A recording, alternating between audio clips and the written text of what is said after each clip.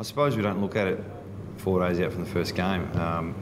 At the moment we're looking at March 23rd, so I'm sort of looking at it as part of the progression. We've just started our in-season program, so that's already, that's all new.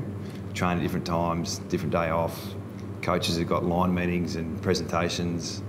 So we're just gone out of pre-season into in-season. So that's changing itself, yeah. So on top of that, obviously the players are playing a more realistic game. Have you had a chance then to reflect on how the first part of it went?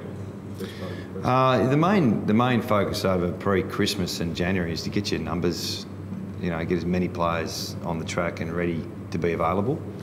And we've done that, and we've had a history over the last few years to be, we've got a few injuries, so we've got good numbers on the track.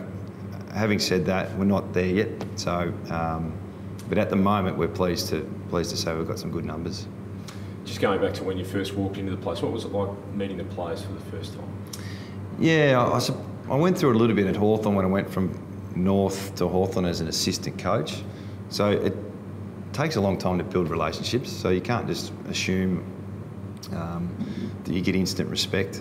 So I'm aware of that, and we're still forming relationships. So that's probably what's unique about a new coach coming to the club. On top of the game plan and new coaches and all those things, it's building relationships with your staff and your players.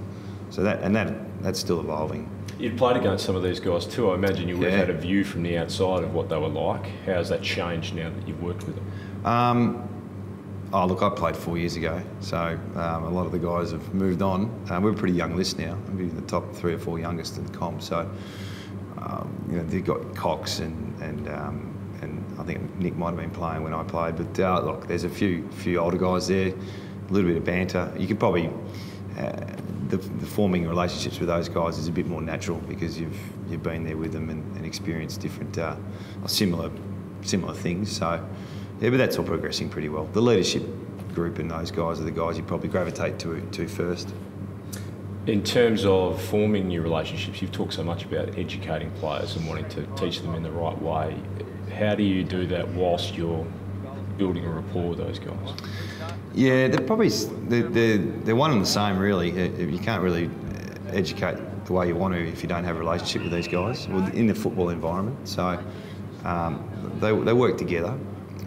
It's probably more the fact on the environment we give them to educate where we want to go, and how we go about it. Not doing the same thing over and over again, and not telling them every time what to do. It's put them in a situation where they learn.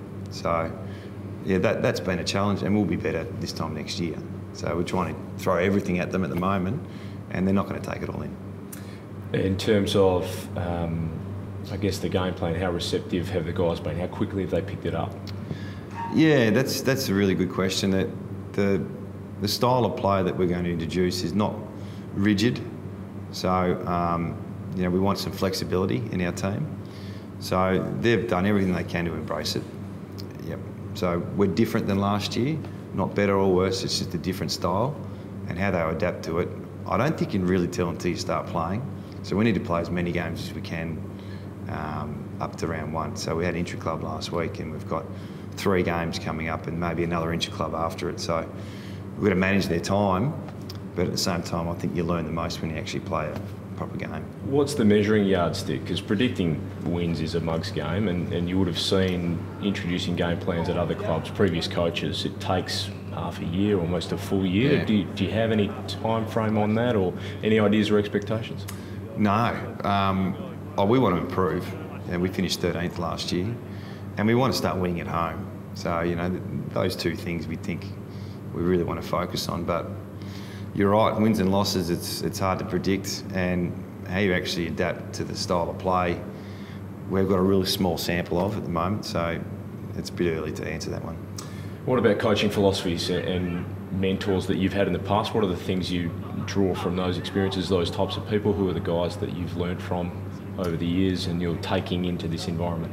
Yeah, they're the obvious ones. Alistair Clarkson and Dennis Pagan and Dean Laidley. And what I've learnt most over my journey to get to here is there's more than one way to go about it. So there's no, this is the way the game should be played. So it's just developing your own style and giving the players the confidence that, you know, it can work. And in terms of mentoring, you know, they're not the type of guys I'll ring every day, but quite often I'm sit there and I think, oh, what would Clarko do now?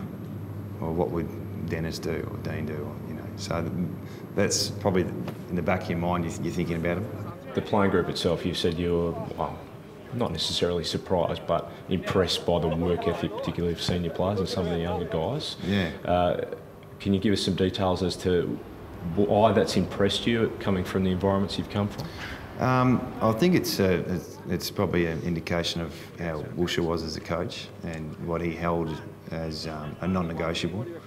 And I see it at Hawthorn as well. But the work rate and the work ethic, intensity, the way they train, and that's all I've got to go off at the moment, it's unquestioned every time we train.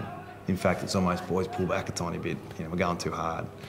So that's great to have a group like that that just want to go. And if you can have a club that has that as the base, the foundation's there, then, you know, you're hoping that the other things will come as we go. But if you have to start base camp and get them to that intensity and that work rate, then you've got a bit more work to do. So I couldn't be happy with that side of things. Who are the guys that lead that? Well, the leaders do. That's what makes it so good. You know, Priddis and Selwood and Kennedy and LaCroix, all those players, Mackenzie, Glass, they're all high end. So the kids coming through don't have to look past our leaders in terms of what example they need to follow. Last one for me, the obvious ones on the injury updates, Nat Nui, Waters and Wellingham to a lesser extent. How are they all going, and where do you see them fitting in the next 3 weeks? Yeah, Wellingham's right to go, so I think he's pretty close to playing. Nick's progressing the way we wanted him to. We're not setting a goal of you're playing round one, or we just, when he's ready. But we're hoping he might get a game in before round one, and whether that means he's ready for it or not, we'll make that judgment. And Bo's a bit of a suck and see at the moment. Yeah, we've got a couple more weeks to see if the shoulder stands up.